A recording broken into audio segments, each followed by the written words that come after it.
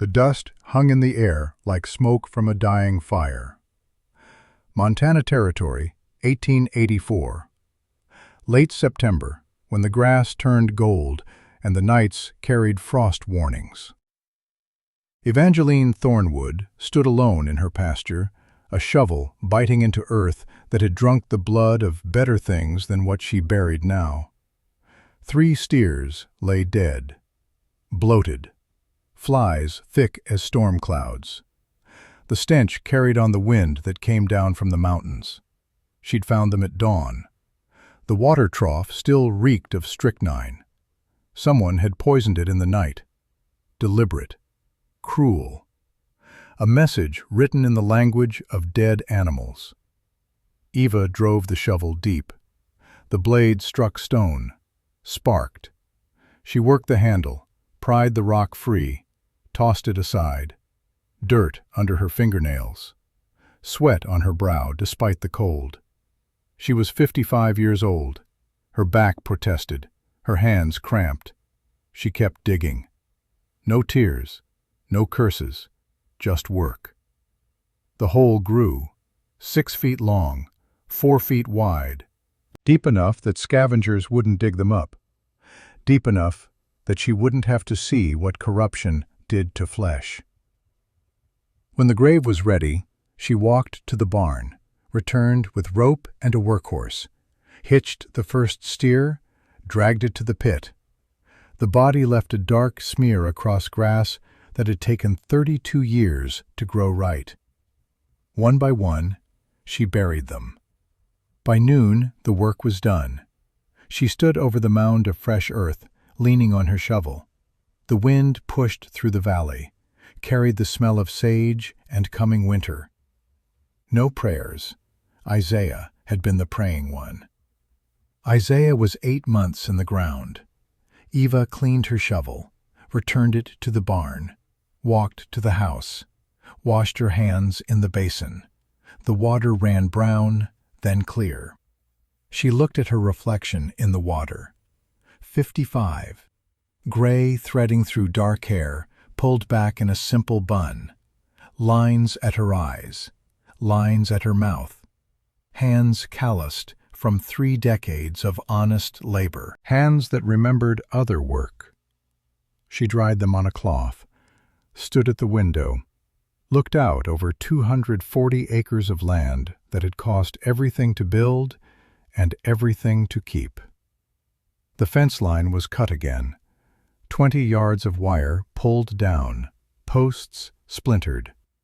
4th time this month, 12 head of cattle missing, taken in the night by men who knew she was alone. They thought she was easy prey. They didn't know what lived beneath the surface of the quiet widow who bought flour and sugar once a month and spoke to no one. But they were about to learn.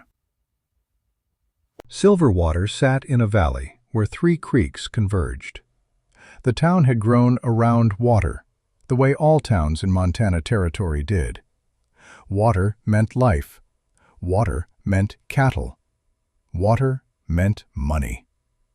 The main street ran straight as a rifle shot. False-fronted buildings on both sides. General store, livery stable, saloon, hotel, church.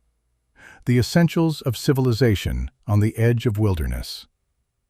Eva rode into town the first Monday of every month. Always alone. Always the same route. Down from her ranch in the hills, across the open grassland, through the creek ford, up the main street to Winslow's General Store. Today was no different. She sat her horse like she'd been born there. Upright. Centered. The kind of seat that came from 10,000 hours in the saddle. The horse was a bay gelding, 15 hands, calm as Sunday morning. She'd raised him from a colt. People watched her pass. Some nodded. Some looked away. Everyone knew her. No one knew her. The widow Thornwood, kept to herself, polite but distant, capable in the way frontier women had to be. Husband dead since January, Ranch still running. Alone. Ava tied her horse outside Winslow's, stepped up onto the boardwalk. The boards creaked under her weight. She pushed through the door. The bell rang. Abigail Winslow looked up from behind the counter. She was 35, dark-haired, sharp-eyed, a widow herself, 2 years now, running the store her husband had built. 2 children in the back room, surviving. Mrs. Thornwood? Mrs. Winslow.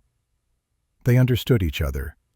2 women keeping things running when the men were gone. Ava moved through the store, knew every shelf. Flour, 20 pounds. Sugar, 10 pounds. Salt, coffee, ammunition. She gathered her supplies, set them on the counter. Abigail tallied the cost. "That'll be $4.60. Ava counted out exact change. No credit. Cash only.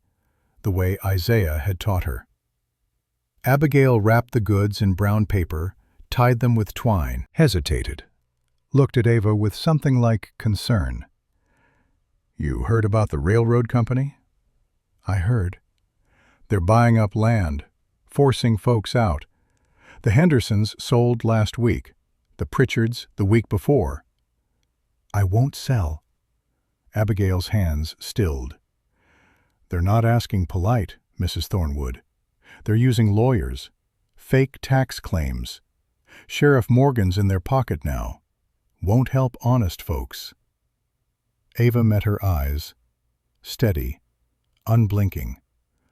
"I won't sell what Isaiah died building." Abigail held her gaze a moment longer, saw something there that made her nod, once, decisive. "If you need anything, anything at all, you let me know." "I will. Thank you." Ava gathered her parcels, turned to leave, stopped at the door. "Mrs. Winslow, that ammunition, I'll need another box, same caliber." Abigail's eyebrows rose. 1 box was normal, 2 was preparation. "Of course." She fetched it from the back, wrapped it separate. Ava paid, tucked both parcels under her arm. Outside, old River Kincaid sat on the bench in front of the livery. 70 years old if he was a day, face like saddle leather, eyes that missed nothing. He'd earned his nickname by being the first white man to ford the Silver Water in winter and live to tell about it. That was 50 years ago. He'd stayed, built the livery, raised horses, buried 2 wives, outlived most of his friends. He watched Eva load her supplies onto her saddle, spoke without looking at her. 3 riders came through yesterday, city men, wearing badges but walking like hired guns, asked about you." Eva's hands didn't pause, tightened a strap, checked the knot. "What did you tell them?" "Told them you're a widow. Keep to yourself. Ain't bothered nobody in 32 years. "That's the truth." "Yeah, but it ain't the whole truth, is it?" Eva glanced at him. Old River was looking at her now, those pale eyes holding something that might have been memory. "I remember when you and Isaiah first came to Silverwater, 1852. You were young then, real young, but I seen the way you sat a horse, the way you carried yourself. Seen you shoot, too. Coyote at 200 yards. Clean kill. Most men can't shoot that straight." Eva said nothing. "I also remember the posters. Used to be in every saloon from here to California. Wild West shows, sharpshooters, trick riders. Pretty girl with dark hair, shooting glass balls out of the air. They called her something fancy. Magnolia. That was it. Magnolia Kane." The name hung in the air between them like gun smoke. Eva's voice was quiet, careful. "That was a long time ago, Mr. Kincaid. Different life, different woman." "Maybe, but them city men with badges, they got that hungry look. The look of men who think they found easy money. Widow alone on good land, creek running through it. They're going to come for you, Evangeline. And when they do, they're going to expect easy. Eva swung up into her saddle, settled her weight. The horse shifted beneath her. Thank you for the warning. One more thing. Old Rivers stood, walked to his livery, returned with a small wooden box, handed it up to her. Extra primers, preloaded cylinders. Man gets old, his hands get slow. These'll help.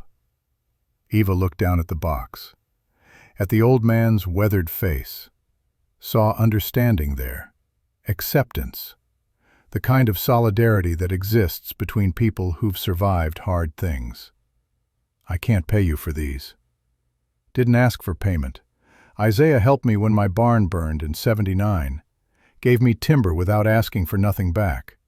I pay my debts, even if he's gone. Eva took the box, tucked it into her saddlebag. Thank you. She turned her horse, rode out of town the same way she'd come, didn't look back. Behind her, Old River watched until she disappeared across the grassland. Then he spat tobacco juice into the dust and muttered to himself, Lord help them boys if they push her. Lord help them all. The ride home took 2 hours. Eva let the horse set the pace. No hurry. The sun tracked west. The shadows grew long. She thought about Isaiah. They'd met in Bozeman, summer of 1852. She'd been 23, traveling with Colonel Bowman's Wild West Spectacular, performing for crowds who'd never seen real frontier life, showing them a version of the West that was half truth, half theater. Isaiah had been in the front row, quiet, didn't whoop and holler like the other men, just watched, intent, focused on her, not the spectacle. After the show, he'd waited, approached her while she was cleaning her guns. You're remarkable. She'd heard that before, from 100 men in 100 towns, usually meant something else. But Isaiah had said it differently, like he meant the skill, not the shape of her. Thank you. But I see a woman who's tired. That had surprised her, made her look up. Tired of what? Of being watched, of performing, of living out of trunks and sleeping in different towns, of being a spectacle instead of a person. He'd seen it, somehow. The exhaustion that went deeper than physical. The soul weariness of being on display, of being Magnolia Cain, the crimson tigress, when all she wanted was to be herself. What makes you think that? Because I watch people, and you look like someone who wants to stop running and start building. He'd been right. God help her, he'd been exactly right. They'd talked for 3 hours that night. He told her about his land, 240 acres in a valley where 3 creeks met. Good grazing, clear water, room to grow, hard work but honest work, work that would matter. She told him the truth, about her past, about the shows, about the men she'd killed in Carson City when claim jumpers tried to take her first employer's land. 3 men, clean shots, legal, but it had made her famous in circles she didn't want fame in. She told him she was tired of guns, tired of violence, tired of being Magnolia Cain. Isaiah had listened, hadn't judged, hadn't run. I can offer you land that doesn't move, he'd said. Work that matters, and a name that's yours, not something invented for a poster, if you want it. She'd wanted it more than air. They'd married that fall. She'd retired the next day, sent word to Colonel Bowman, gave away her show costume, packed the guns in a trunk, became Evangeline Thornwood. Magnolia Cain died that day. Buried deliberate as any corpse. For 32 years, it had stayed buried. Now, someone was trying to dig it up. Ava reached the ranch as the sun touched the mountains. The house sat on a small rise, modest. 2 rooms downstairs, loft above, barn behind, creek running silver through the pasture. Home. She unsaddled the horse, rubbed him down, fed him, carried her supplies to the house, put them away methodically. Flour in the bin, sugar in the jar, coffee in the tin. The ammunition she set on the table. 2 boxes, 40 rounds each. And the box from Old River. Primers, cylinders. Things a person needed if they expected trouble. Ava stood at the window as dusk settled, watched the shadows fill the valley, the light fade from gold to purple to black. Her left arm ached. Old injury from 1853, Carson City. She'd taken a bullet in the shoulder during that fight. It had healed, but never quite right. Cold weather made it stiff. She rolled her shoulder, felt the old scar tissue pull. 32 years since she'd fired a gun in anger. 32 years since Magnolia Kane had walked in violence. But the skills didn't fade. They just waited, sleeping, ready to wake if needed. Tomorrow she'd make a decision. Tonight, she had one more thing to do. Ava pulled on her coat, lit a lantern, walked out into the dark. The cemetery was on the hillside overlooking the ranch, just 2 graves, Isaiah's and the stillborn daughter they'd lost in 1855, Grace. They'd named her Grace, even though she'd never drawn breath. Ava knelt between them, set the lantern down. The light pushed back the dark in a small circle. Isaiah's stone was simple, just his name and the years, 1820 to 1884. He'd died in January, pneumonia. The doctor said his lungs had finally given out after too many Montana winters. 64 years old. Not old enough, but maybe exactly the time he'd been allotted. Ava placed her hand on the cold stone. "They're coming, Isaiah. Men who want to take what we built. They're using lawyers and fake papers and poison. Sheriff won't help. Law won't help. It's just me." The wind moved through the grass. No answer. The dead don't speak. "I promised you I'd buried that life. I promised Magnolia Kane was dead. I kept that promise 32 years. But they won't let Evangeline Thornwood have peace."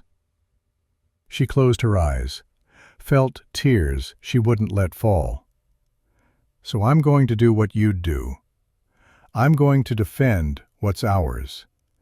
And if that means Magnolia comes back, just once, just to protect what you died building, then so be it." She stayed there a long time, long enough for the lantern to burn low, long enough for the cold to seep through her coat.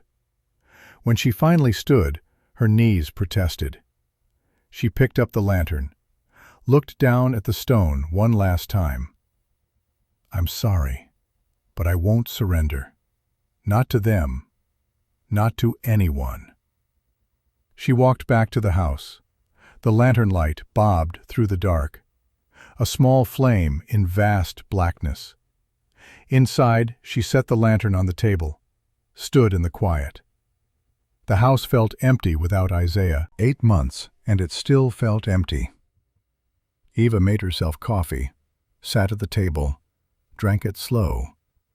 Tomorrow, she'd open the trunk. Tomorrow, she'd wake what had been sleeping 32 years. Tomorrow, Magnolia Kane would stir. But tonight, she was still just Evangeline Thornwood, widow, alone, defending a dream built by 2 people when only one remained. She finished her coffee, banked the fire, went to bed. Sleep came hard. When it came, She dreamed of gunfire and falling bodies and Isaiah's smile the day they'd married. She woke before dawn. The decision was made. The barn smelled of hay and horse and old wood. 32 years of accumulated life. Eva moved through the familiar space, past the stalls, past the tools hung on pegs, to the back corner where the hay bales were stacked. She'd put the trunk here in 1852, covered it with hay, left it undisturbed. A coffin for a life she'd chosen to end. Now she needed what was buried. Eva moved the hay bales one at a time. They were heavy. Her back complained. She ignored it. Worked methodical until the trunk was exposed. It was cedar, hand-carved, locked with a brass clasp that had tarnished green over the decades. Isaiah had built it for her as a wedding gift. A place to keep the past, he'd said. Not to forget it, but to put it in its proper place. Eva knelt before it. Her hands trembled slightly. Not from fear, from anticipation, from muscle memory that recognized what was about to happen. She opened the clasp. It resisted. 32 years of disuse. She worked it until it gave. The lid creaked open. Inside, wrapped in oilcloth, were the pieces of magnolia cane. Eva lifted the first bundle, unwrapped it carefully. The Colts emerged. Matched pair. Colt .45 peacemakers with walnut grips. The metal had a dull sheen, not rusted. She'd packed them proper, oil and cloth, and sealed tight. The grips were carved with her initials, M.K., Magnolia Cane. The scroll work was delicate, beautiful, deadly. She lifted one. The weight was exactly as she remembered, balanced, perfect. An extension of hand and eye and intent. She checked the action, drew back the hammer. It clicked through the positions, smooth, oiled, ready. 32 years, and it felt like yesterday. Eva set the Colts on the workbench, reached into the trunk again. The gun belt, hand-tooled leather. Her initials worked into the design. She lifted it, felt the weight of memory, and beneath it, the poster. Faded now, yellowed at the edges, but the image was still clear. Colonel Bowman's Wild West Spectacular, featuring Magnolia Cane, the Crimson Tigress, sharpshooter extraordinaire. The woman in the poster was young, 23, dark hair wild around her shoulders, gun in each hand, smiling for the crowd, dressed in costume that was more spectacle than function. Eva barely recognized her. But the eyes were the same. She stared at the poster a long moment. 32 years collapsed. She was 23 again, performing in Bozeman, shooting glass balls out of the air while crowds cheered, living half in reality, half in show business fantasy. Then the memory shifted. Carson City, 1853. 3 claim jumpers. Real bullets. Real blood. The first time she'd killed. Clean shots. Center mass. They'd gone down and not gotten up. The crowd hadn't cheered that. The law had ruled it justified, but people looked at her different after. Not a performer. A killer. That's when she'd known she needed to stop, before the violence became who she was. Isaiah had given her that chance. Now she was taking it back up. Not because she wanted to, because she had to. Eva folded the poster, set it aside, began the work of bringing the Colts back to life. She disassembled them completely. Barrel, cylinder, hammer, trigger assembly. laid each piece on the bench, cleaned them with gun oil and cloth until they gleamed, checked the springs, the timing, the fit of each component. Magnolia Kane had maintained her weapons like a surgeon maintains scalpels. The knowledge was still there: muscle memory, hand-eye coordination, the feel of metal and purpose. She reassembled them, loaded 6 rounds in each cylinder, tested the weight, the balance, drew them from the bench, aimed at imaginary targets. The motion was smooth, fluid, like she'd never stopped. Outside, the sun was climbing. Morning light slanted through the barn doors. Ava strapped on the gun belt, adjusted it. The leather settled on her hips like it had been waiting. The Colts hung easy, accessible, ready. She walked outside, stood in the yard, let her hands hover over the grips, took a breath, drew.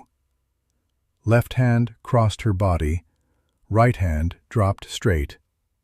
Both Colts cleared leather in one motion, hammers cocked, arms extended, sight picture acquired. 1.5 seconds. 32 years, and she was still fast.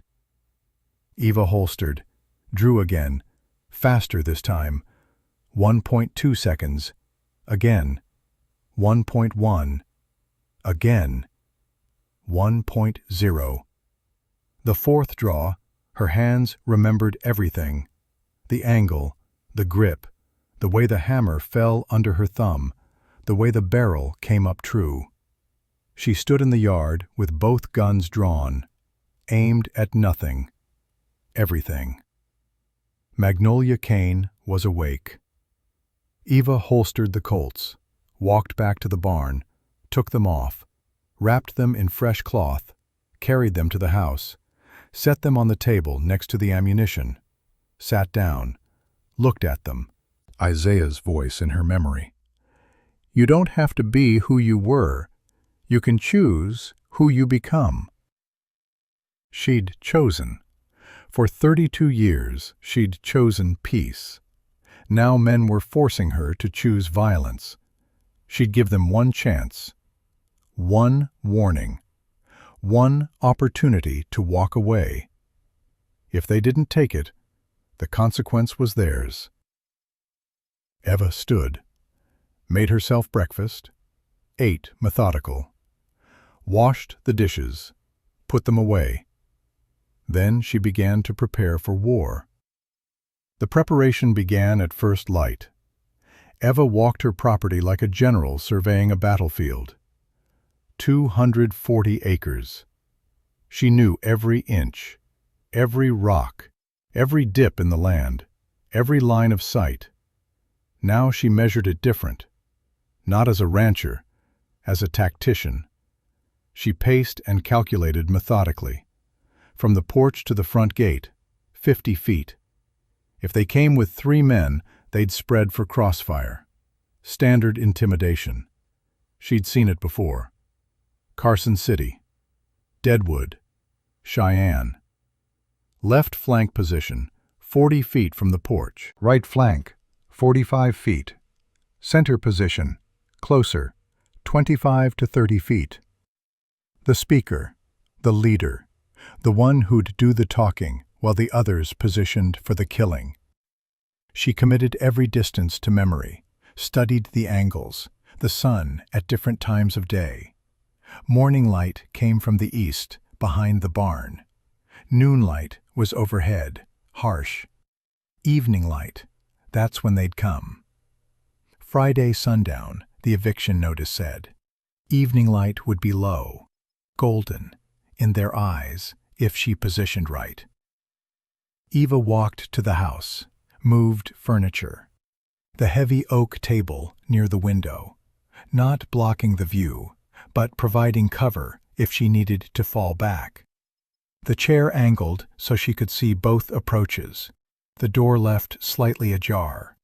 Escape routes calculated. In the barn, she set up her real preparation. The workbench became an armory. She retrieved the Colts from where she'd wrapped them yesterday, already cleaned, already tested, already perfect from the work she'd done in Part 1. Now she focused on live fire preparation and tactics. She laid out both boxes of ammunition, Old River's gift of primers and preloaded cylinders, a cleaning kit for after practice, gun oil, cloth. Ava loaded 12 rounds, 6 in each cylinder. Checked the primers one final time. Fresh, ready. The powder was 32 years old, but stored proper, dry, sealed. It would fire. She holstered both guns, walked outside, drew, left hand crossbody, right hand straight drop, both weapons clearing leather in one fluid motion. She aimed at the fence post 50 feet out, cocked both hammers, dry-fired. Click, click. Holstered. Drew again. She repeated the motion 50 times, until her hands stopped thinking and just moved, until the draw became as natural as breathing. By noon, her right hand was bleeding. The webbing between thumb and forefinger had split. Old injury from years of this exact motion. The recoil and friction of 10,000 draws had left scar tissue that never quite healed. She wrapped it, kept practicing. By evening, she could draw both guns in under 1 second. Consistent, repeatable, deadly. But speed wasn't everything. Accuracy mattered more. Ava set up targets. Tin cans on fence posts at varying distances, 20 feet, 30, 40, 50. She loaded the Colts with live rounds, took her stance, feet shoulder width, weight balanced, breathing steady, drew. The left Colt came up first. She fired. The can at 40 feet exploded. The sound echoed across the valley, loud, final. She pivoted right, fired the right Colt. The can at 30 feet spun away. 2 shots, 2 hits, 1.3 seconds. Ava holstered, reloaded, set up more cans, drew again. This time she fired both guns simultaneously, left and right. The cans at 45 feet on each flank disappeared in sprays of tin. She practiced until the light failed, until her arms ached and her ears rang and the smell of gunpowder was thick enough to taste. 17 rounds fired, 17 targets hit. Magnolia Kane hadn't lost her edge. Ava cleaned the guns in the dark, reloaded them, set them on the table wrapped in cloth. Tomorrow she'd learn more about the men coming for her. Tomorrow, the real preparation would begin. Tuesday morning brought news. Dr. Silas Cromwell arrived just after dawn. He was 63, gray-bearded, steady-handed, the only doctor within 50 miles. He'd delivered stillborn Grace in 1855. He'd closed Isaiah's eyes in January. He knew the Thornwood family history better than most. He tied his horse outside, knocked. Ava let him in. "Mrs. Thornwood, I hope I'm not intruding." "You're always welcome, Doctor." He came inside, looked around, saw the wrapped guns on the table, the ammunition boxes, the bloody cloth she'd used to wrap her hand. His expression didn't change. He'd been a field surgeon in the Mexican War. He'd seen preparation for violence before. "I heard about your cattle and the fence. I'm sorry." "Thank you. I also heard the railroad company hired men to finish the evictions. 3 of them arrived yesterday." Eva poured coffee, handed him a cup, waited. "The leader is Wade Garrison, 35 years old. He's got a deputy marshal's badge, but it's bought. He's killed 2 men in shootings he called lawful. Both were during evictions, just like this." "And the others?" "Luther Cross, 40 years old. Scar across his face from a knife fight in Denver. He's a professional, fast draw, no conscience." Cromwell paused, drank his coffee, continued. The third is Vernon Pike, 28, green, nervous. He needs money. Got a wife and daughter in Kansas. This is probably his first real job that involves killing. Eva absorbed the information. 3 men, 1 professional killer, 1 bought lawman, 1 desperate amateur. When are they coming? Friday, sundown. Same as the notice said. That gives me 3 days. Evangeline. Cromwell set down his cup, looked at her direct. You could leave. Sell to the railroad. Take the money. Start somewhere else. Stay alive. I could, but I won't. Why not? Ava was quiet a moment. Then she spoke words that came from somewhere deeper than reason. Because running once is survival. Running twice is surrender. I don't surrender what Isaiah and I built. Not to anyone. Cromwell studied her, saw the set of her jaw, the steadiness in her eyes. He'd known her 32 years, had never seen her back down from anything. You're going to fight them. I'm going to defend my home. If that requires fighting, then yes.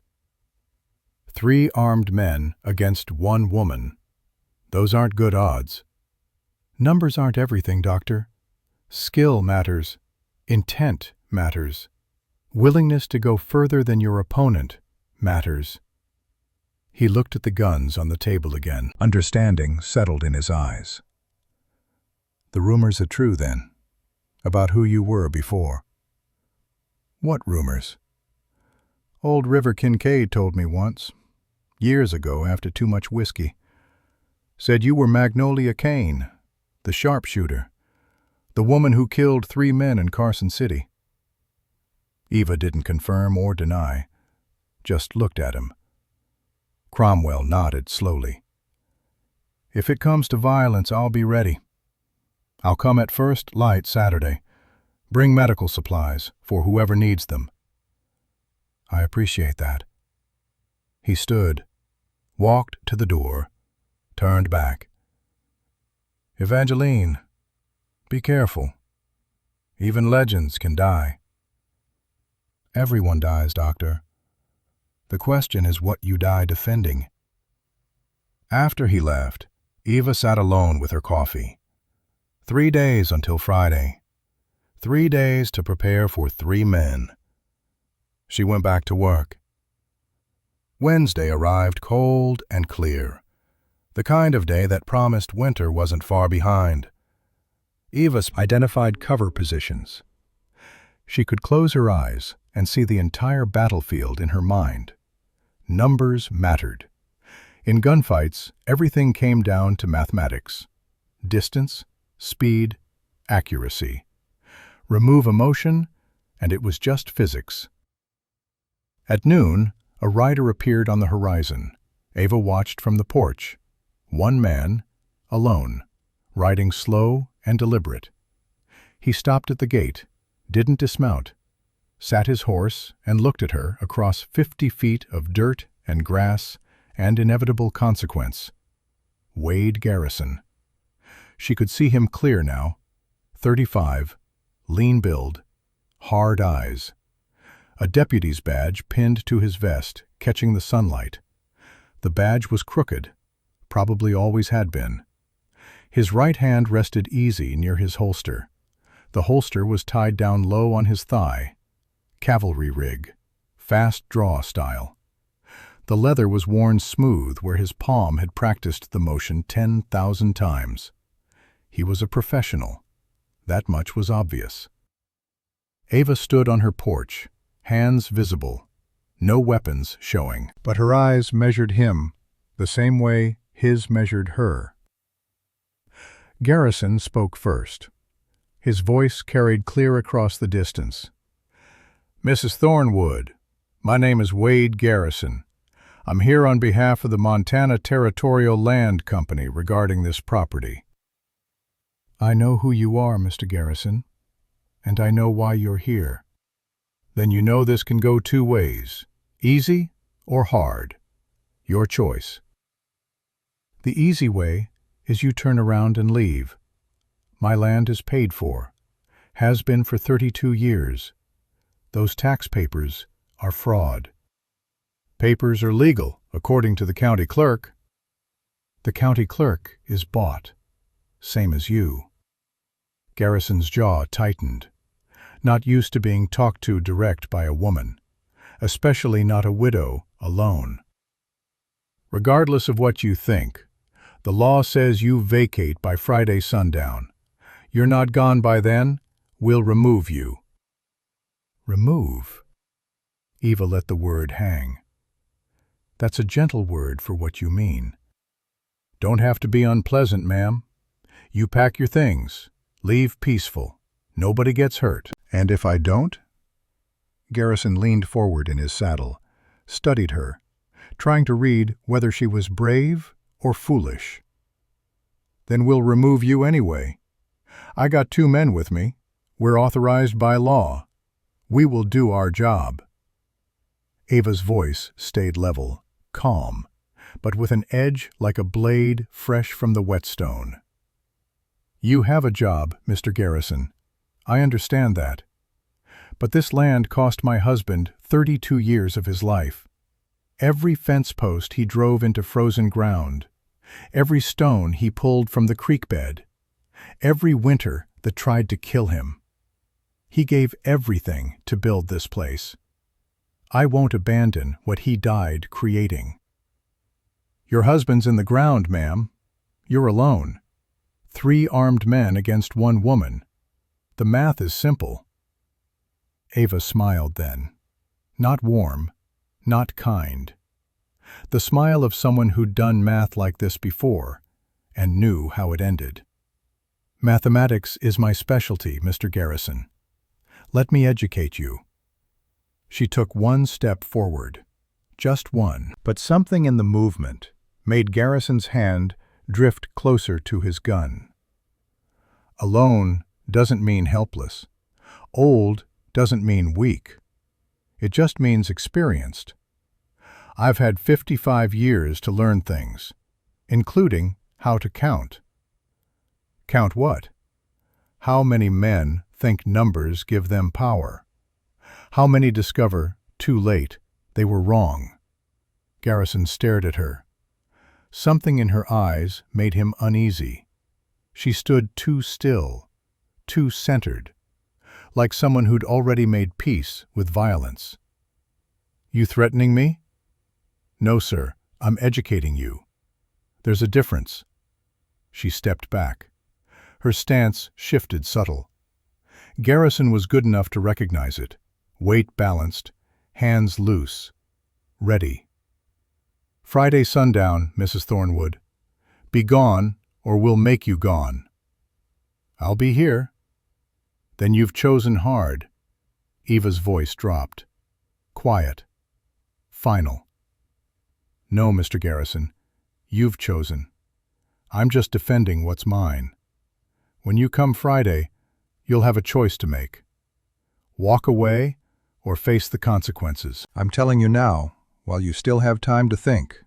Walk away. Can't do that. Then the consequence is yours. Garrison held her gaze a moment longer, saw no fear there, no doubt, just certainty. It unnerved him more than he wanted to admit. He turned his horse, rode back the way he'd come, didn't look back. Eva watched until he disappeared. Then she went inside, sat at the table, let her hands shake with the adrenaline she'd kept controlled. 2 days until Friday. 2 days until men came to take everything. 2 days to make final preparations. She looked at the wrapped guns on the table. Soon, she whispered. Soon. Thursday night came with storm clouds gathering on the horizon. In town, in a hotel room that smelled of tobacco and cheap whiskey, Wade Garrison sat across from Luther Cross and Vernon Pike. The room was small, 1 bed, 2 chairs, a table with a lamp throwing shadows that made hard men look harder. Luther was studying a poster he'd found in the saloon.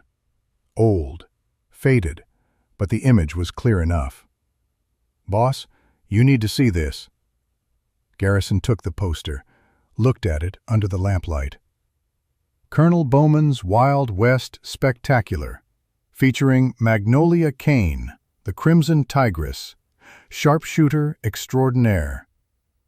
The woman in the image was young, 23 maybe, dark hair, 2 guns, smiling for a crowd that couldn't shoot back. Garrison looked closer. The eyes, the shape of the face, the way she held herself, even in a staged photograph. Jesus Christ. "That's her, ain't it?" Luther's voice was quiet. "The Thornwood widow. That's Magnolia Kane." Vernon leaned in. "Who's Magnolia Kane?" Luther spat tobacco juice into a cup. "You're too young to remember. But back in the 50s, she was famous. Traveled with Wild West shows, trick shooting, glass balls, playing cards. Could put 6 rounds through a silver dollar at 50 paces. She also killed 3 men," Garrison said, still staring at the poster. "Carson City, 1853. 3 claim jumpers tried to take land from the show's promoter. Magnolia put them down before they cleared leather. Legal shooting, but it made her a legend in certain circles." Vernon's face had gone pale. "And we're supposed to evict her?" "That was 32 years ago." Garrison set down the poster, but his voice lacked conviction. "She's 55 now, hasn't touched a gun in 3 decades. "You saw her today," Luther said. "You tell me she looked soft." Garrison remembered. The way she'd stood, the way she'd measured him, the absolute lack of fear in her eyes. "No, she didn't look soft." "Then maybe we should walk away from this one." Vernon nodded quick. "I agree. My wife, Emily, she's expecting our 2nd child. I can't. I don't want to." "We're paid $1,500 to finish this." Garrison's voice hardened. "Half up front, half when the widow's gone. We don't finish, we don't get paid." "And we look like cowards who ran from an old woman." "Better living cowards than dead legends," Luther said. "She's 55 years old. We're 35, 40, 28. She's slow, rusty, hasn't fought in decades. We do this careful. We walk away rich." Luther was quiet a long moment. Then he nodded, once, reluctant. "Careful, then. We don't underestimate her." "No," Garrison agreed. "We don't." Vernon said nothing, just looked at his hands and thought about his wife and daughter in Kansas, and wondered if $1,500 was worth dying for. Outside, thunder rumbled. The storm was coming. Friday morning broke with a sky the color of brass. Eva woke before dawn. The decision was made. Had been made since the moment she'd opened the trunk. Today was just the conclusion of an equation started long ago.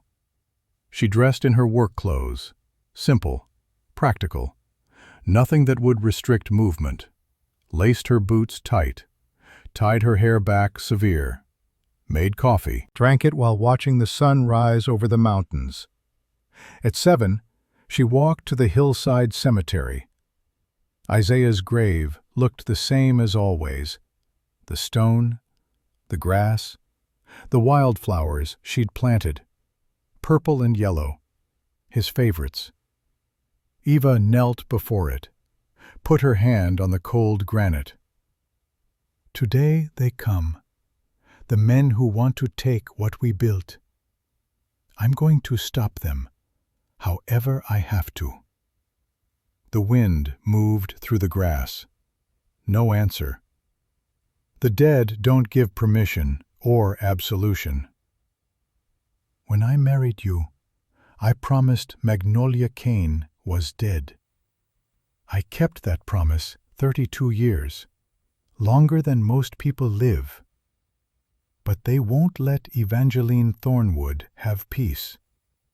So Magnolia returns, one last time. Only this time, it's not for show. It's for keeps. She stood, looked down at the stone. I love you. Always have. Always will. But I won't give them what you died building. Not without a fight. Not without making them pay the price. She placed fresh wildflowers on the grave, purple and yellow, bright against the gray stone. Then she walked back to the house. The rest of the morning passed in final preparations. Eva loaded both Colts, checked the action one last time, wrapped them in cloth, set them on the porch rail where she could reach them quick, positioned herself where the evening light would be behind her, in their eyes. Advantage calculated in degrees of arc and angle of sun. At noon, Abigail Winslow arrived with a basket. I thought you might be too busy to cook. Inside the basket, bread, cheese, apples, and underneath, wrapped in cloth, extra bandages, whiskey, needle and thread, for after. Thank you. Abigail looked at her, woman to woman, widow to widow. Understanding passed between them. My husband died defending what was his. I respected him for it then. I respect you for it now. I'm going to try to avoid killing them. But if you can't, then I won't hesitate. Abigail nodded. God be with you, Evangeline. And with you. She left.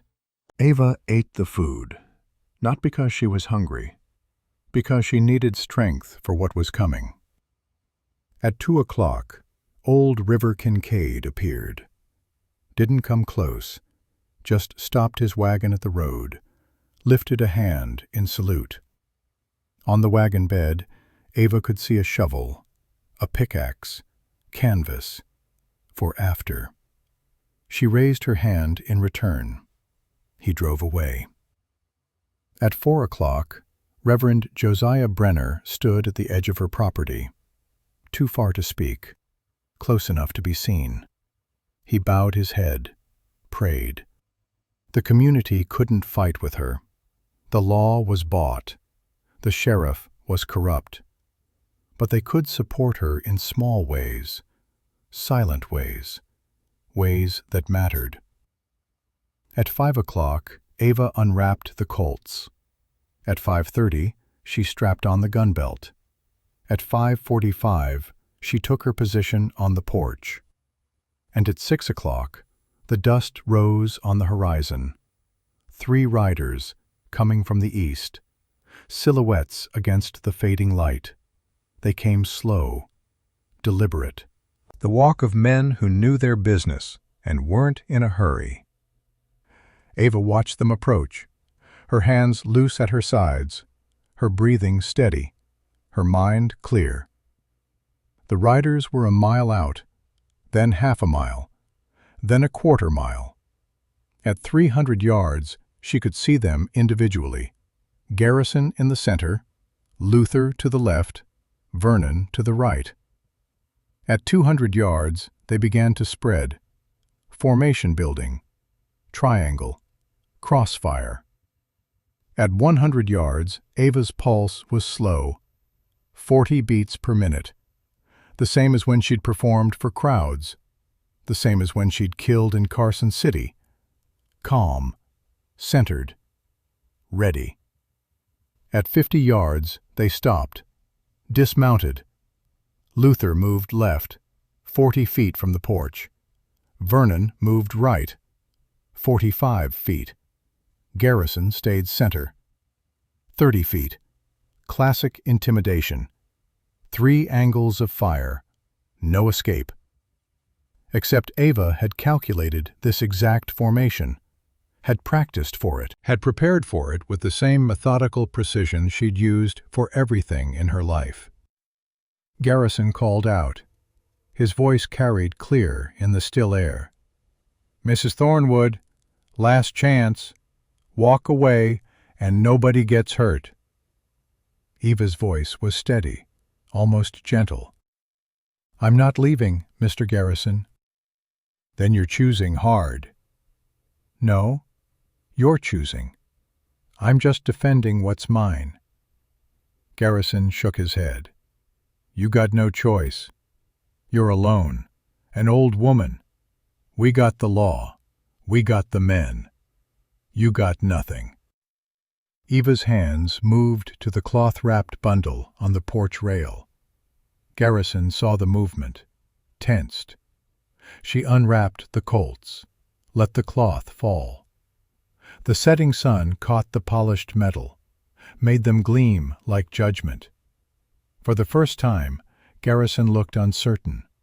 Eva held both guns, not aimed, just held. Natural, easy, like they'd always been there. "I got something you don't, Mr. Garrison." "What's that?"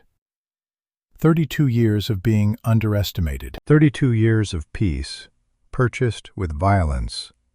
I promised I'd never use again. 32 years of restraint. She raised her voice so all three could hear. "I'm going to say this once. You can walk away, right now. Get on your horses and ride. I'll forget you came. No one dies. No one gets hurt. You just leave and never come back." Garrison's hand hovered near his holster. "Can't do that. We're paid to finish this." "Then you've made your choice." Vernon's voice cracked, nervous, scared. "Boss, maybe we should—" "Shut up, Vernon." Luther's scarred face was grim. "Garrison, look at her. That ain't fear. That's certainty." Ava spoke one final time, words that carried the weight of finality. "You've made your choice. And choice carries consequence. Every single time." The wind stopped. The dust settled. The world held its breath. 3 men stood in a triangle of death. 1 woman stood alone. But alone didn't mean helpless. And old didn't mean weak. It just meant experienced. Garrison's hand dropped toward his gun, and Magnolia Kane returned. Vernon's death was setting. Purple light spreading across the valley, storm clouds on the horizon, rain coming. Eva gathered the guns, all 5, 3 from the dead men, 2 of her own, carried them to the barn, came back with canvas, covered the bodies. They'd keep until morning. Then she went inside, washed her hands, bandaged her arm, wrapped her torn hand, made coffee, sat at the table, and for the first time since Isaiah died, Evangeline Thornwood cried. Not from grief, not from fear, from release. From the weight of carrying violence for 32 years and finally having to use it. From the knowledge that Magnolia Kane had returned one last time and done what was necessary. She cried until the coffee went cold. Then she dried her eyes, drank the cold coffee anyway, and waited for morning. Dawn came gray and cold. The storm had passed in the night, left everything damp, clean. Dr. Silas Cromwell arrived at first light, as promised, his medical bag in hand, ready for whatever he'd find.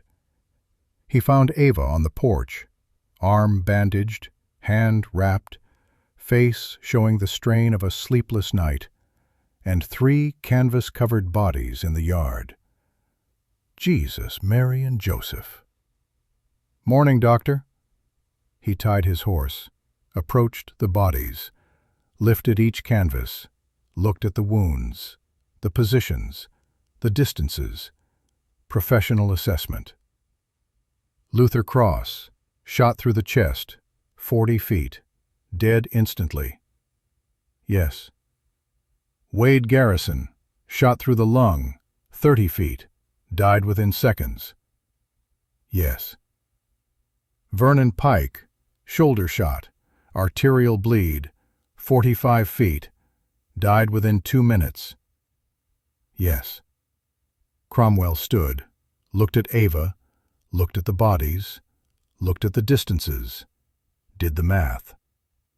4 seconds, 3 men, 3 different ranges, all kill shots or mortal wounds. That's not luck, that's skill. That's who I was, a long time ago. He was quiet a moment, processing. You let Pike die slow.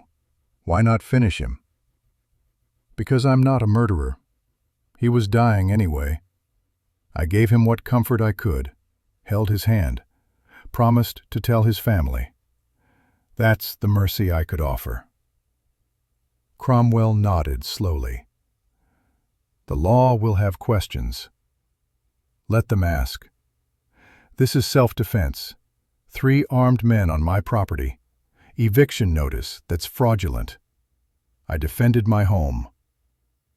Sheriff Morgan won't see it that way. Sheriff Morgan is bought. But there are witnesses. You, Old River, Abigail, Reverend Brenner. The whole town knows what happened here. The law can investigate all it wants. Truth is on my side. Cromwell examined her wounds. The arm graze was clean, shallow, would heal fine. The split hand was worse, old scar tissue torn open. He stitched it, 8 sutures. She didn't flinch. You'll need to keep this clean. Change the dressing daily. I will. He packed his bag, looked at her one more time. Evangeline, what you did, defending your home, I understand it. But this will change how people see you.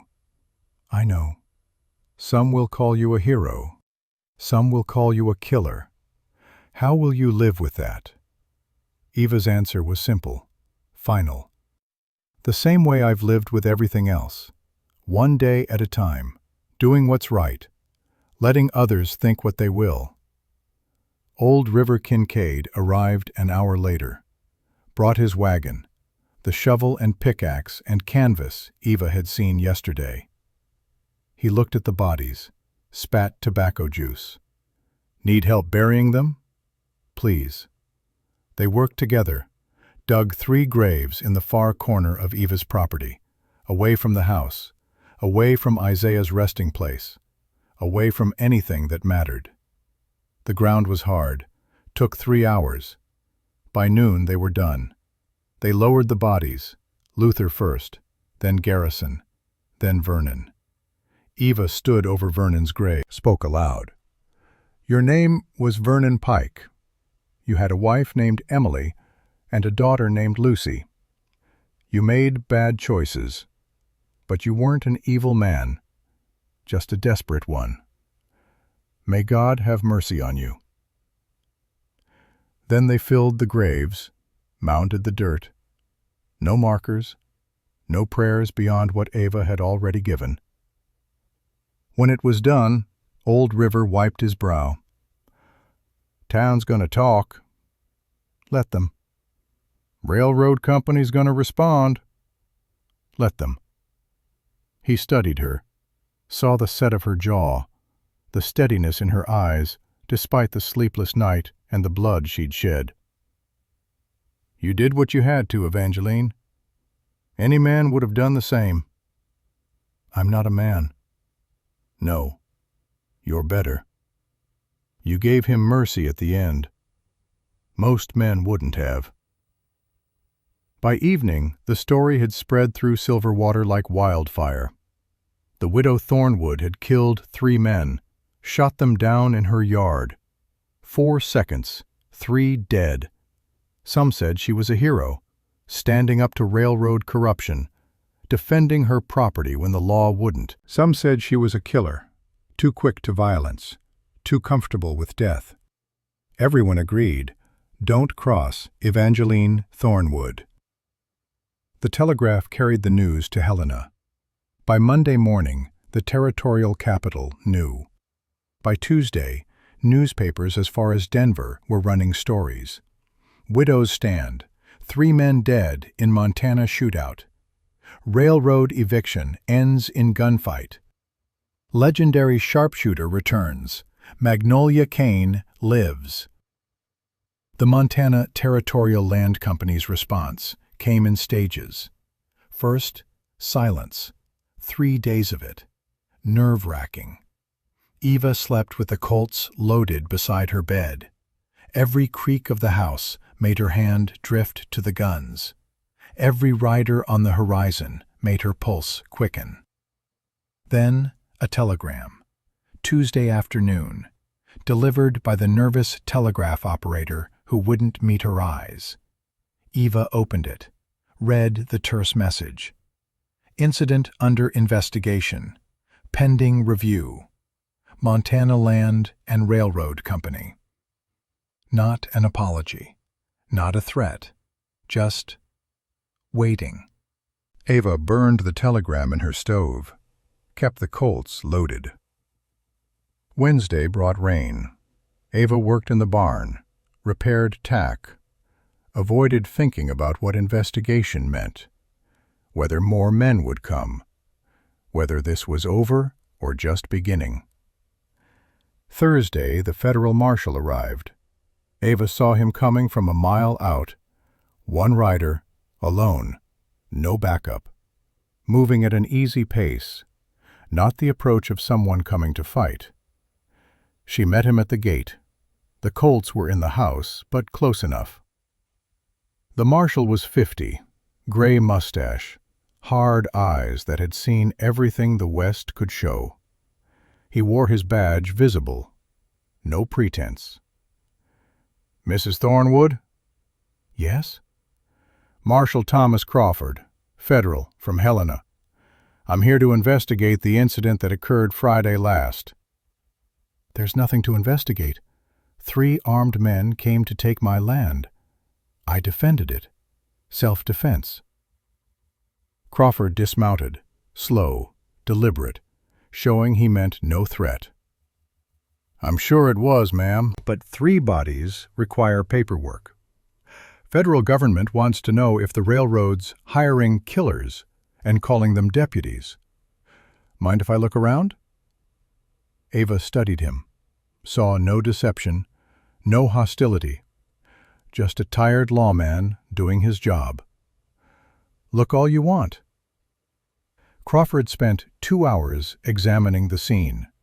He measured distances with a surveyor's chain, paced off the positions, studied the graves, looked at the porch where Eva had stood, made notes in a leather journal. Then he interviewed witnesses. He rode to town, talked to Dr. Cromwell, Old River Kincaid, Abigail Winslow, Reverend Brenner. Came back at dusk. Eva had coffee waiting. She poured 2 cups. They sat on the porch. What did they tell you? Eva asked. The truth, I expect. That the railroad's been running a land grab, fake tax claims, bought sheriff, intimidation, poisoned livestock. That you asked to be left alone. That you gave warning. That 3 armed men came anyway. That's what happened. Crawford drank his coffee, looked out over the valley as the light faded. Mrs. Thornwood, I need to ask you some questions, and I need honest answers. Go ahead. Are you Magnolia Kane, the sharpshooter from the Wild West shows? Eva was quiet a moment, then, I was, 32 years ago. I retired, became Evangeline Thornwood, tried to leave that life behind. but the skills don't fade. No, they don't. 3 men, 4 seconds, 3 different ranges. That's extraordinary shooting. It's what I was trained to do. Did you give them warning? A chance to leave? I did. Right before they drew, I told them to walk away. Garrison refused. Crawford made notes. His face showed nothing. Did you shoot Vernon Pike, knowing he'd die slow? I shot him to stop the threat. The shoulder shot severed an artery. I didn't know that until after. When I saw he was dying, I gave him what comfort I could, held his hand, promised to notify his family. He didn't die alone. Crawford looked at her then, really looked, saw the truth in her eyes. That's a kind of mercy most folks wouldn't give. I'm not most folks. I'm a woman who wanted peace, who fought for it when I had to, who didn't enjoy the killing, but did what was necessary. The marshal nodded slowly, made more notes, finally closed his journal. Mrs. Thornwood, in my professional opinion, after examining the evidence and interviewing witnesses, this was justifiable self-defense. 3 armed men on your property with fraudulent legal papers and hostile intent. You acted within your rights under territorial law. Eva felt something release in her chest. Relief. Validation. What about the railroad? Crawford's expression hardened. The railroad's in trouble. Federal government doesn't take kindly to companies using fake badges and hired guns. There'll be an investigation, probably indictments. They're scared, Mrs. Thornwood. Bad publicity, federal scrutiny, 3 dead hired guns. They want this buried, not prosecuted. Meaning? Meaning they'll back off, clear your title, disappear quiet. Because the alternative is I dig into every land deal they've made in Montana, and I will if they push. You'd do that? Ma'am, I've been a federal marshal 23 years. I've seen what happens when corporations think they're above the law. Someone needs to remind them they're not. He stood, put on his hat. You'll have no more trouble from the Montana Land and Railroad Company. I guarantee it. Thank you, Marshal. Thank yourself. You stood up when no one else would. That matters. He rode away as the stars came out. Eva sat on the porch a long time after he left, feeling, for the first time since Friday, that it might actually be over. 2 days later, Saturday afternoon, Harrison Webb arrived, the railroad company's lawyer, pressed suit despite the heat, nervous sweat staining his collar. He rode up like a man approaching a gallows. Eva met him on the porch. The Colts sat on the table behind her, visible, a reminder. Webb dismounted, wouldn't make eye contact. Mrs. Thornwood, I represent the Montana Territorial Land Company. I'm here to deliver documents regarding your property. I've already spoken with Marshal Crawford. Yes, well. Webb pulled papers from his satchel with shaking hands. Upon thorough review of our records, the company has determined there was a regrettable clerical error regarding the tax assessment on your property. Clerical error? Eva's voice was flat. That's what you're calling it? Yes, ma'am. The assessment was incorrect. Your property taxes are current and paid in full. All claims against your land are hereby withdrawn. Is that so? Furthermore, Webb swallowed hard, the company wishes to extend its sincere apologies for any inconvenience this matter may have caused, and to offer compensation for damages to your property and livestock. He held out another document. Eva took it, read it. $5,000. Compensation for poisoned cattle, cut fences, and emotional distress. Blood money, but also acknowledgement, admission, proof of guilt. Eva looked at Webb. Inconvenience. 3 men dead. My livestock poisoned. My fences cut. My home threatened. You call that inconvenience? The company deeply regrets. The company regrets getting caught, regrets federal scrutiny, regrets that a 55-year-old widow killed 3 hired guns and made them look like fools. That's what the company regrets. Webb's Adam's apple bobbed. He set the papers on the porch rail with trembling hands. Nevertheless, ma'am, these documents clear your title completely. You own your land free and clear. No encumbrances, no claims, no further action from the company, ever. Eva picked up the papers, read them thoroughly, every clause, every line. Legal language dense as fog, but the meaning was clear. Her land was hers. Uncontested. Permanent. She looked at Webb, saw a small man doing the bidding of cowards. Tell your employers something for me. Webb flinched. Ma'am? Eva's voice dropped, quiet, deadly serious. Tell them if anyone from the Montana Land and Railroad Company ever sets foot on my property again, for any reason, I won't give warning. I won't show mercy. I won't call the law. I'll just shoot. And the newspapers will have 4 bodies to write about instead of 3. Do you understand me?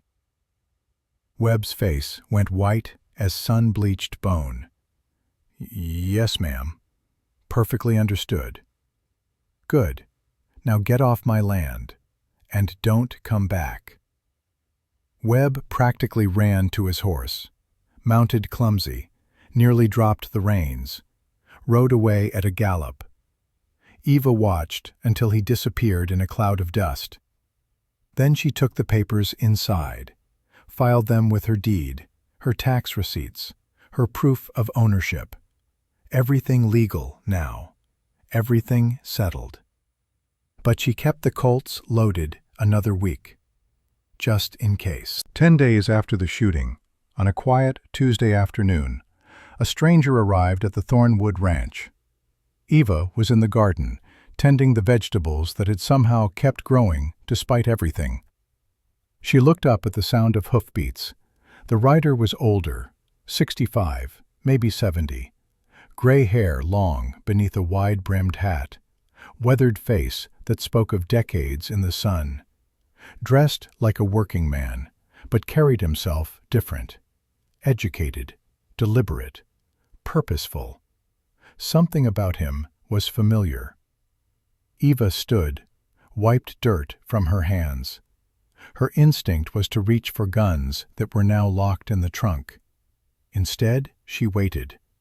The man dismounted at a respectful distance, tied his horse to the fence post, walked forward with the careful steps of someone approaching a wild animal that might bolt or bite. Mrs. Thornwood? His voice was cultured, Eastern educated, with Western worn edges. Yes? My name is Colonel James Bowman. He stopped 10 feet away, removed his hat. I believe you knew me once, a long time ago. Eva's breath caught. Colonel Bowman, her old employer, the man who'd run the Wild West Spectacular from 1848 to 1867. The man who'd made Magnolia Cane famous. The man who'd taught her everything about showmanship and nothing about peace. Colonel, her voice was barely a whisper. I didn't expect. To see me again? He smiled, sad, tired. The smile of a man who'd outlived his era. Neither did I, Magnolia. Or should I say, Evangeline. Evangeline. That's who I am now. Bowman looked around. The ranch, the land, the house Isaiah had built, the life she'd chosen instead of fame. "I was in Denver when the newspaper stories hit," he said. "Widow defeats railroad thugs in Montana shootout. Legendary sharpshooter defends ranch. They didn't use your married name in some of them. Used the old name, Magnolia Kane. I knew immediately it had to be you." "How did you find me?" "Asked around Silverwater. Everyone knows the widow Thornwood now. Some with fear, some with respect, all with certainty." He paused. "May I sit? Old bones don't stand as long as they used to." Ava gestured to the porch. They walked together, sat in the chairs Isaiah had built. The colonel moved slow, careful. Age had claimed him the way it claimed everyone. "You look well," he said. "Older, but well. Peace suits you." "It did, until it was taken away." "I read the accounts. 3 men, 4 seconds. That's extraordinary shooting, even for you." "It's what you taught me." "No," Bowman shook his head. "I taught you to entertain, to amaze, to make crowds cheer. What you did here, that was something else. That was survival, protection, defense. I never taught you that. Carson City taught me that." "Ah, yes. The Claim Jumpers, 1853, your first real fight." He was quiet a moment. "I should have stopped the show after that.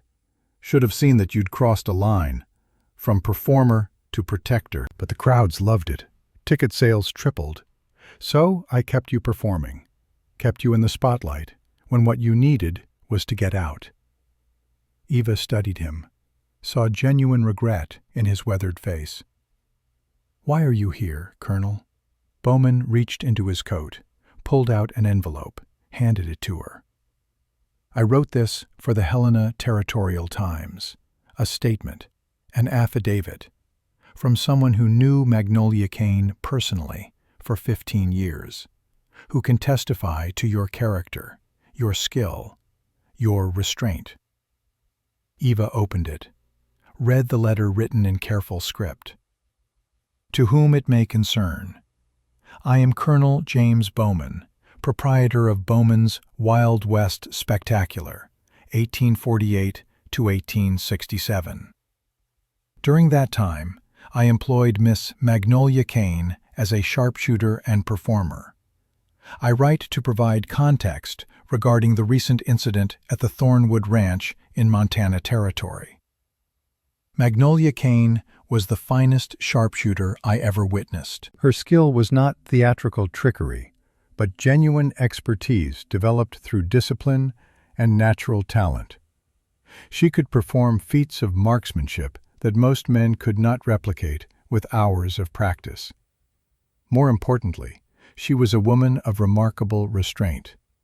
In Carson City, 1853, when 3 armed men attempted to seize property belonging to our show, Miss Kane could have killed all 3 before they cleared leather.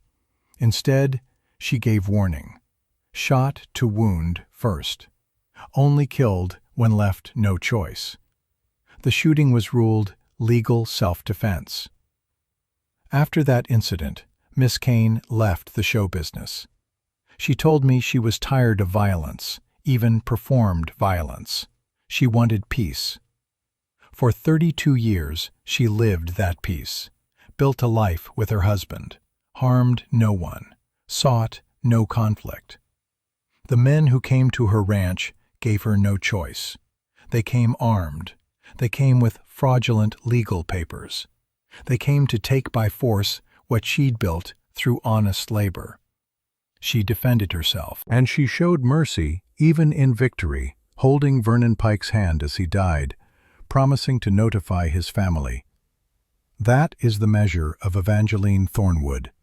Not how fast she draws, not how accurately she shoots, but how much restraint she shows before violence, and how much compassion she shows after.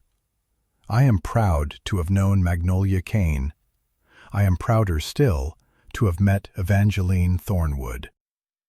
Respectfully, Colonel James Bowman, Denver, Colorado Territory, September 1884. Eva finished reading, felt tears she refused to let fall. "Why?" she asked. "Why do this?" "Because I owe you, for years of loyal service, for making the show successful, for walking away when you needed to, even though it cost me revenue." He leaned forward. "And because someone needs to tell the truth. You're not a killer, Evangeline. You're a protector. There's a difference. 3 men are dead because of me. 3 men are dead because of their own choices. You gave Garrison warning. You gave all of them warning. They chose violence. You answered it. That's not murder. That's justice." Eva held the letter. This piece of her past, making peace with her present. "What do you want me to do with this?" "Give it to Marshal Crawford. Let him file it with his report. It'll help if there are questions. It'll give context. It'll show you're not some wild gun woman. You're a skilled professional who retired and was forced to defend yourself." "Will it help?" "It already has. I sent a copy to the territorial governor, to the newspapers, to anyone who might question your actions." Bowman stood, slowly. "You were always more than a performer to me, Magnolia. You were like a daughter. And when I heard what happened, I knew I had to do what a father would do. Defend you. Support you. Stand witness to your character." Eva stood too, faced him. This old man who'd shaped her youth and then let her go. "Thank you, Colonel. Thank you, Evangeline, for showing the world that legends can retire, can live peaceful, can build honest lives, but when pushed, when given no choice, can still defend what matters." He put on his hat, walked to his horse. Eva followed. "Colonel, one question." "Yes?" "The show. What happened to it?" "Ended in '67. The world changed. People wanted different entertainments. I'm too old to change with it." He smiled. "But I had a good run. 20 years. Made a lot of people happy, including you for a while." "You did. You gave me skills that saved my life." "Then I'll count that as the show's greatest success." He mounted his horse, looked down at her. "Live well, Evangeline. You've earned it." "You too, Colonel." He rode away, slow, steady, disappearing into the Montana afternoon. Eva stood holding the letter. Another loose end tied. Another piece of her past reconciled with her present. She went inside, added the letter to her file, with the deed, the tax receipts, the railroad's settlement. Everything documented, everything legal, everything finished.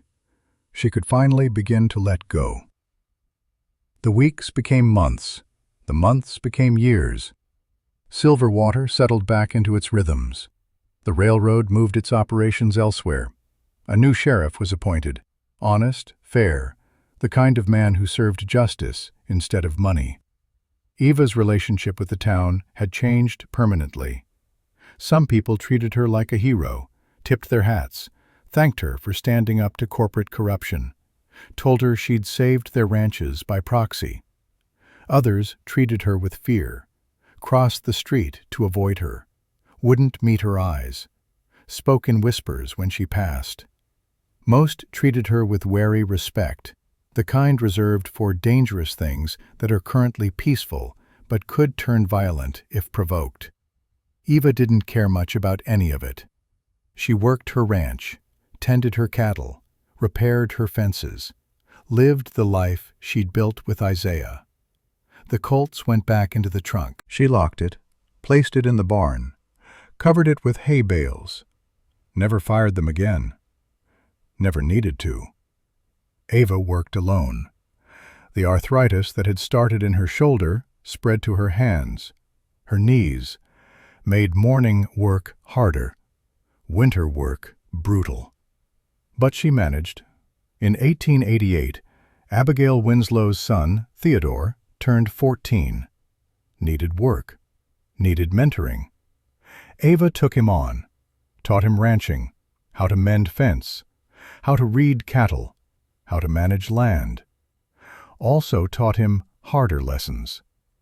Land is legacy, she told him one day while they were repairing a gate. You fight for it when you must, but you never seek the fight. Violence is always a last resort. Always. Yes, ma'am. And if violence comes, you face it direct. No hesitation, no half measures. You commit or you die. Understand? Yes, ma'am.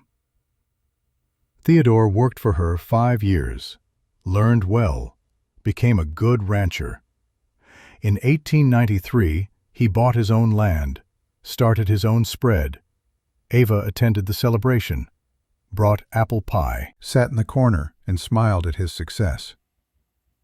By 1895, Ava was 66. The arthritis had won. Riding was agony. Heavy work impossible. She hired help when she could afford it, managed when she couldn't. But she knew. The ranch was too much for one aging woman. In early 1896, a young couple arrived in Silverwater, Benjamin and Clara Whitmore. Late 20s, hard-working, honest, looking for land to build a life. Ava invited them to dinner, talked to them, watched how they interacted, how Benjamin treated Clara, how they talked about their future, their infant daughter sleeping in Clara's arms. Reminded her of herself and Isaiah, 44 years ago, young, hopeful, ready to build. I'm selling the ranch, Ava said. 240 acres, creek runs through it, good grazing, solid house, fair price. Benjamin and Clara looked at each other, uncertain. We don't have much capital, Mrs. Thornwood. How much do you have? $8,000, saved from 5 years of work. Ava had been offered $15,000 from other buyers, could probably get $18,000. $8,000 is acceptable.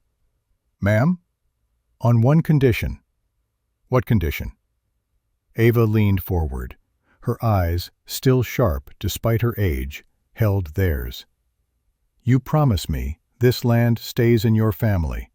You never sell to corporations, never sell to railroads, never sell to anyone who will divide it or exploit it. You pass it to your children. They pass it to theirs. This land stays Whitmore land until the end of time. That's the condition. Benjamin and Clara looked at each other, some conversation passing between them without words. Clara spoke. We promise, on our daughter's life, this land will be Whitmore land. Then we have a deal. They shook hands. Papers were drawn up. Money exchanged. The ranch transferred ownership in March 1896. Ava moved to a small house in town, near the church, close enough to walk to services, far enough from the ranch to let it go. She gave the colts to the Silverwater Historical Society. So people remember, she told the curator, so they understand what defending home costs and what it's worth. Eva's final years were quiet. She kept a small garden, grew vegetables, flowers, the purple and yellow wildflowers Isaiah had loved. She played chess with Dr. Cromwell twice a week. He usually won. She didn't mind. She baked pies for church socials, apple, cherry, peach when they were in season. She mentored young women, taught them to be strong, to stand up for themselves, to know their worth. Don't let anyone make you small, she'd tell them. Don't let anyone take what's yours. and don't apologize for being capable. Abigail became her closest friend, visited daily. They'd drink tea and talk about everything and nothing. Two widows who'd survived, who'd built lives after loss, who understood each other in ways words couldn't quite capture. Eva attended church every Sunday, sat in the same pew. Isaiah used to sit beside her. Now the space was empty, but she could feel him there anyway. On her 74th birthday, in March 1903, Eva didn't feel well. Tired, more than usual. Dr. Cromwell examined her, listened to her heart, her lungs, frowned. "Your heart's giving out, Evangeline. Could be weeks, could be months, but not years." "How long do I have?" 4 months, maybe 6. She nodded, accepting. "Thank you for being honest." She made arrangements, wrote her will, left her house to Abigail, her savings to Theodore, her few possessions divided among friends. On a warm afternoon in August 1903, Eva sat in her garden. The sun was golden. The air smelled of flowers and earth and coming harvest. Dr. Cromwell was with her, holding her hand. "Any pain?" "No, just tired." "Do you want me to get Reverend Brenner?" "No. I've made my peace with God, or He's made His peace with me. Either way, it's done." She closed her eyes, felt the sun on her face. "Isaiah," she whispered, "I kept our land safe. 32 years, and 12 more after you left. Now I'm ready. Now I can rest." Her breathing slowed, gentle, easy. "It was a good life," she said. "Hard, but good. Worth living, worth fighting for." One more breath, then stillness. Dr. Cromwell closed her eyes, sat with her a while longer, then went to make arrangements. The funeral was held 3 days later. 80 people attended, half the town. Old River Kincaid, Abigail Winslow and her grown children, Theodore, Dr. Cromwell, Reverend Brenner, the Whitmores with their children. Strangers came too, people who'd heard stories, who wanted to pay respects to a legend. Reverend Brenner gave the eulogy. Evangeline Thornwood was a woman of contradictions, gentle and fierce, kind and deadly.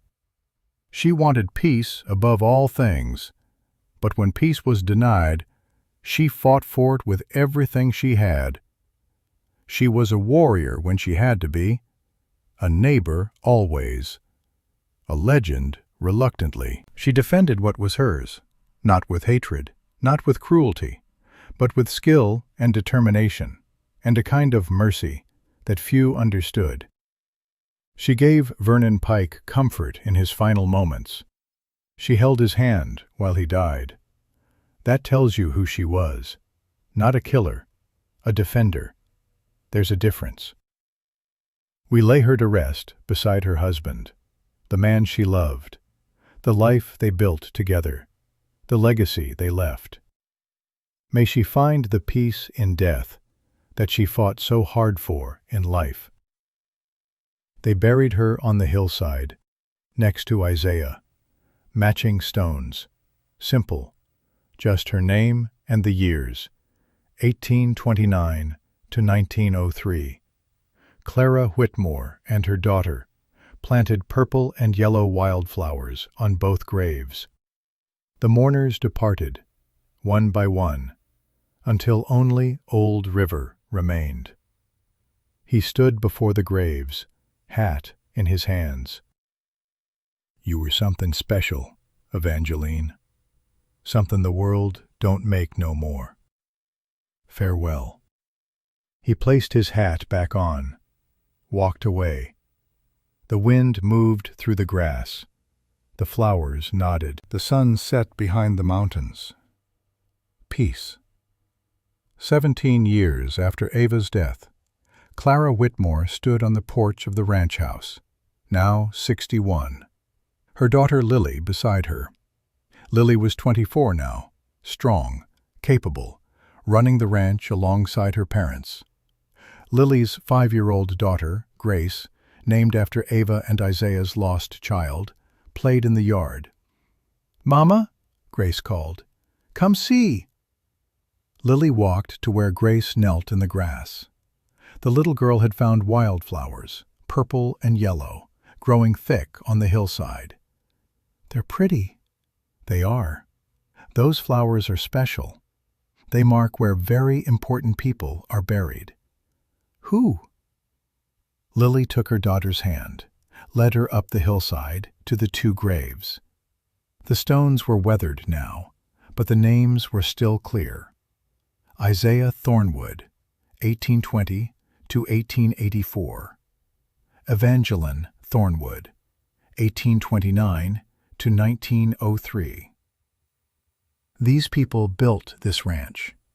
Your great-great-grandfather and great-great-grandmother.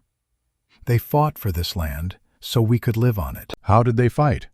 With work, with sacrifice, with courage. When bad men came to take what they'd built, they defended it. Your great-great-grandmother especially. She was very brave. Grace touched the stone, traced the letters with small fingers. "Will we always live here?"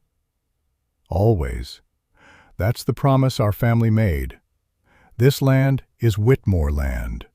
Forever."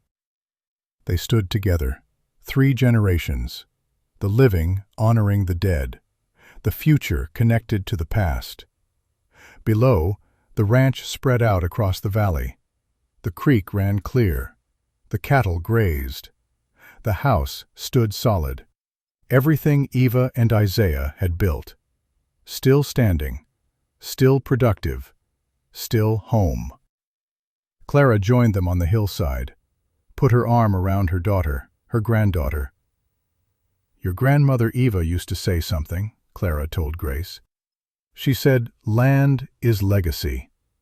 What you build, what you defend, what you leave behind, that's what matters.'" "What did she leave behind?" Clara gestured to the valley, the ranch, the creek, the mountains beyond. All of this, and the lesson that some things are worth fighting for, worth dying for, worth living for. The 3 women stood in silence. The wind pushed through the grass, carried the scent of sage and wildflowers, and time passing. Then they walked back down the hill together, 3 generations, carrying forward what 2 people had started 70 years ago. The land endured. The legacy remained. And on the hillside, purple and yellow wildflowers bloomed eternal, marking the place where legends rested, where peace was finally granted to those who'd fought so hard for it, where the story ended, but the lesson lived on. Evangeline Thornwood wasn't a gunfighter seeking glory. She was a woman who wanted peace and built a life around it. But when men tried to take that peace by force, she became Magnolia Kane one last time. The cost was real. 3 men dead by her hand, blood soaked into Montana soil, 32 years of peace purchased with 4 seconds of violence. But the ranch survived. The land stayed hers until she chose to leave it. And perhaps that's what frontier justice looked like. Not clean, not easy, but earned through sacrifice and determination, and a kind of courage that doesn't fade with age. The creek still runs clear through what was once the Thornwood Ranch. Old-timers in Silverwater still tell the story of the widow who outdrew 3 killers before they touched their guns. They tell it because it happened, because witnesses saw the aftermath, because the graves are still there, because it's true, and because it matters. Because sometimes the only thing standing between justice and tyranny is one person willing to say no, willing to draw a line, willing to defend what's right, even when the cost is terrible. Evangeline drew that line in Montana dirt in 1884, and when men tried to cross it, she reminded them of a truth as old as the West itself. Some lines, once drawn, don't get crossed.